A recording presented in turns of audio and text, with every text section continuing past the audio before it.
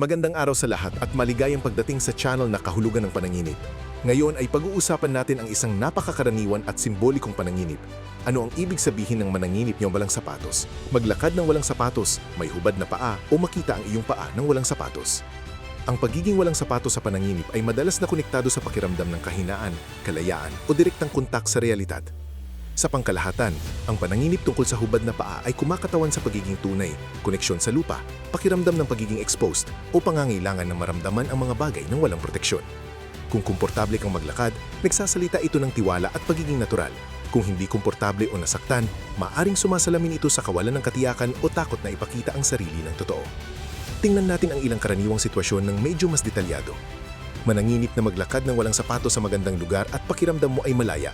Isipin mong naglalakad ng walang sapatos sa buhangin, damo o dalampasigan.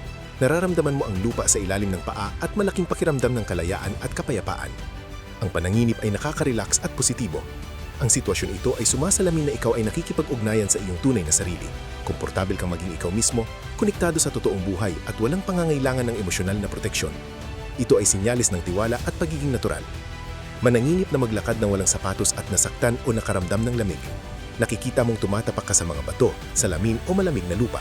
Nararamdaman mo ang sakit, hindi komportable o kahinaan sa paa. Ang pananginip ay hindi komportable.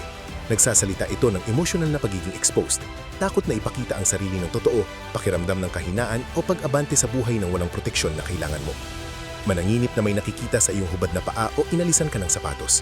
Nararamdaman mo ang hiya o gulat dahil hubad ang iyong paa o may pumipilit na tanggalin ang iyong sapatos. Sumasalamin ito sa takot sa paghatol, pangangailangan na itago ang kawalan ng katiyakan o pagnanais na tanggapin ng totoo. Mananginip na ang iyong hubad na paa ay madumi, nasugatan o napakalinis. Nakikita mo ang iyong paa sa masamang kondisyon o perpektong inaalagaan. Nararamdaman mo ang iba't ibang emosyon depende sa sitwasyon. Nagsasalita ito tungkol sa kung paano mo nakikita ang iyong sariling kahinaan o panloob na kadilisaan. Ngayon, para i-interpret ito sa iyong buhay, mag-isip. Nakakaramdam ka ba ng pagiging exposed o kahinaan sa anumang aspeto?